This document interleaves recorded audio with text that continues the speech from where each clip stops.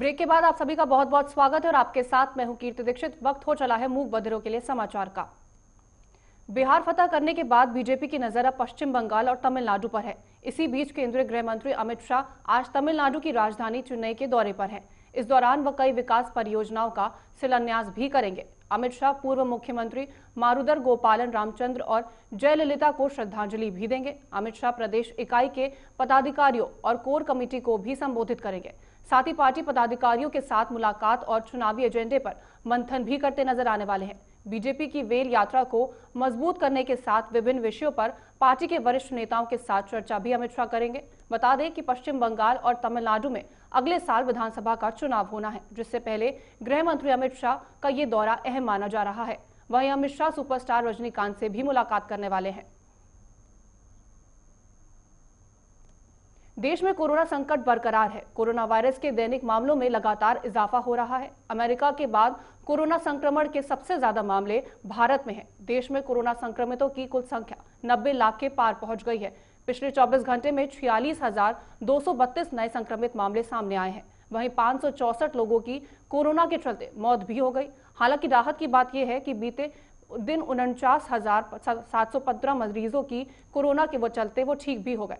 स्वास्थ्य मंत्रालय के ताजा आंकड़ों के अनुसार भारत में कोरोना के कुल मामले बढ़कर 90,50,000 हो गए हैं। इनमें से अब तक 1,32,726 लोगों को अपनी जान भी गंवानी पड़ी। वहीं अब तक कुल 84,78,000 लोग कोरोना को मात देकर ठीक भी हो चुके हैं।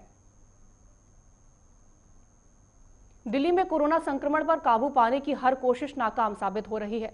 देश की राजधानी में हर दिन कोरोना के आंकड़े बढ़ रहे हैं। हालात ये है कि दिल्ली का संक्रमण अब एनसीआर के इलाकों पर भी असर दिखा रहा है। दिल्ली में अब कोरोना से मरने वालों की तादाद 8,159 तक पहुंच गई।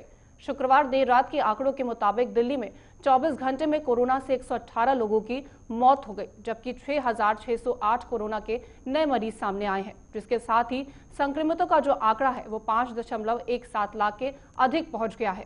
दिल्ली में कोरोना के बढ़ते आंकड़ों से एनसीआर में भी महामारी के पांव फिर से पसरने की आशंका भी जताई जा रही है। वहीं नोएडा में इस वक्त कोरोना के 1400 से अधिक एक्टिव केस माने जा रहे हैं। नोएडा में अभी तक कोरोना के 21,000 से ज्यादा मामले भी सामने आ चुके हैं, जबकि 74 लोगों की मौत होने की खबर भी सामने आई है। कोरोना संक्रमण को रोकने के लिए नोएडा और गुरुग्राम बॉर्डर पर भी रैंडम टेस्टिंग जो है वो कराई जा रही है। पहाड़ों में हो रही बर्फबारी का असर अब राजधानी में दिखने लगा है। दिल्ली में नवंबर ही शीतलहर चलने का एहसास होने लगा है। शुक्रवार को ठंड ने नवंबर महीने के 14 साल के रिकॉर्ड को ध्वस्त कर दिया। न्यूनतम तापमान महज 7.5 डिग्री पर गिर गया है, जो कि सामान्य से 5 डिग्री कम है। हालांकि 23 नवंबर के बाद न्यूनतम तापमान में वृद्धि होने की संभावना बनी हुई है। इतना ही नहीं, पूरे नवंबर की बात करें तो इस साल का नवंबर ठंड के मामले में दशकों के रिकॉर्ड को तोड़ता दिख रहा है। उधर पंजाब, हरियाणा समेत दूसरे राज्यों में भी शुक्रवार को तापमान सामान्य से नीचे दिखा। जम्मू के नगरोटा में हुए एनकाउंटर को लेकर अहम खुलासा हुआ है। मुठभेड़ में ढेर हुए आतंकियों के पास से जो चीजें बरामद हुई, उसने पाकिस्तान की पोल खोल दी है। आतंकियों के पास से पाकिस्तान की एक कंपनी का डिजिटल मोबाइल रेडियो बरामद हुआ। पाकिस्तान में बैठे आकाओं से आतंकियों की क्या बात हो रही थी, ये उस मोबाइल के मैसेज में मिला। डीएमआर पर आतंकियों को मैसेज किया गया है कि कहां पहुंचे, क्या माहौल है, कोई मुश्किल तो नहीं। एजेंसी को शक है कि ये मैसेज पाकिस्तान के शकरदर्द से भेजा गया। इंटेलिजेंस के सूत्रों के मुताबिक digital mobile radio Pakistani company micro electronics द्वारा निर्मित है। डिजिटल मोबाइल रेडियो पर मैसेज स्पष्ट रूप से दिखते हैं कि घुसपैठ करने वाले आतंकवादी सीमा पर अपने आकाओं के साथ लगातार संपर्क में थे। इसके अलावा पाकिस्तान के खिलाफ जो अन्य सबूत हैं वो आतंकवादियों के जूते माने जा रहे हैं। मारे गए आतंकवादियों ने जो जूते पहने थे वो कराची में बने थे। वहीं एक वायरलेस सेट और एक जीपीएस डिवाइस भी बरामद किया गया है।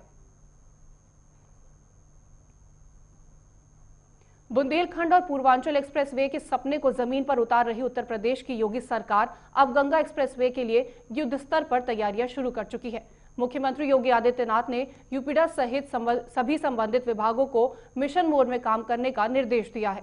मुख्यमंत्री ने कहा कि इस एक्सप्रेसवे के लिए अगले 6 महीने में 90% तक जमीन अधिग्रहित कर ली जाएगी। अगले साल जून मध्य में इसका शिलान्यास कर बरसात के बाद निर्माण कार्य भी शुरू किया जाएगा। अपने सरकारी आवास पर गंगा एक्सप्रेसवे की तैयारियों की समीक्षा करते हुए मुख्यमंत्री ने कहा कि इंफ्रास्ट्रक्चर डेवलपमेंट राज्य सरकार की सर्वोच्च प्राथमिकता में है। बुंदेलखंड और पूर्वांचल एक्सप्रेसवे के बाद ये 6 लेन गंगा वे एक्सप्रेस उत्तर प्रदेश को नई पहचान देगा। इससे 8 लेन तक भी बढ़ाया जा सकता है। फिलहाल के लिए इस बुलेटिन में इतना ही। देश और दुनिया की तमाम खबरों के लिए आप बने रहिए हमारे साथ। नमस्कार।